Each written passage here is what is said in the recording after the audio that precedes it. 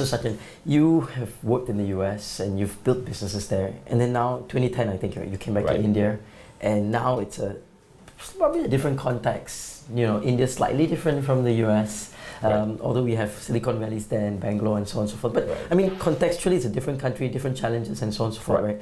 What were some of the issues you face, you know, having worked in the US and building businesses there versus trying to build a business in India? But more interestingly, what can entrepreneurs learn from you as we try to scale outside our home country? I mean, there's always this comfort of home. I know you're from India and it's coming back home, but to some extent, you know, being in Stanford, being exposed there, you almost become like them. Absolutely. And then you come back to India, it's a little bit of a different challenge. And then for entrepreneurs like us to get out to new countries, to new frontiers, right? What are some of those things? And I'm not sure whether there's some lessons learned, but if you can talk us through that a little bit. Sure. So first, let's take a positive spin, right? Why did I leave the US and come back? And very simple. Once you're in Silicon Valley, you feel you're in a bubble. All the problems you're solving seem very Silicon Valley centric. Yeah. And every time I came back on vacation to India, I would see India and I would say, wow, there's so much improvement we can do to make even the simplest things a little bit better. Yep. And it was all ideas, it was all cocktail party conversation. And one day I just said, let's do this. Okay, I'm an entrepreneur. Great. What are the challenges?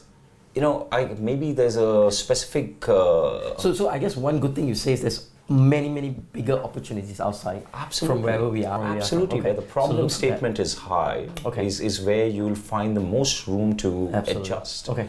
Learning, I think, once I made that decision, and because it was a conscious decision, I'm clearly an optimist. I have to be an entrepreneur 5 times. And I just didn't think about any of the day-to-day problems in adjusting back. I saw everything as an opportunity. I needed to understand the culture again, speak to as many people as I could about how they did business for anything I was considering. I had to integrate myself into the ecosystem. And how do you do that? I mean, you got to be grounded. I mean, how does that work?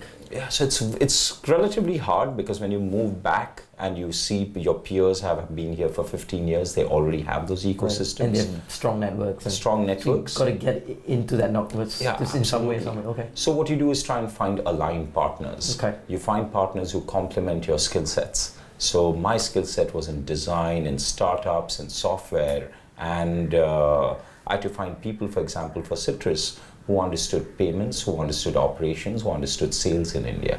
And that's exactly the kind of people we partnered with.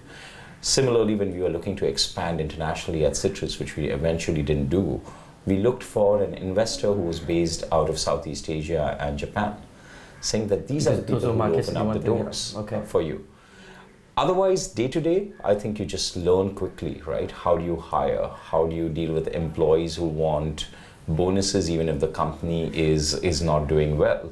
It's just part of the culture, and you roll up your sleeves and say, this is a challenge. Right? It's not to pull me down, it's to make me grow and become very adept. Sounds like a lot of hard work. I mean, you literally can't do this remotely, right? You can't be sitting somewhere else and trying to remote control manage your countries somewhere else, right? I think it's impossible, and we always laughingly say that whenever we hear, I get an inquiry from somebody who wants to work with us, and they are like, well, I'm sitting in country XYZ and I'm exploring. Laugh, write a very polite reply saying, why don't you move back here? If you're committed, you'll move back and then we'll talk. Because don't do this intellectual exercise. It's very different from the reality on the ground. Yeah, that's true. Thanks, Satyan. Appreciate your quick thought on this.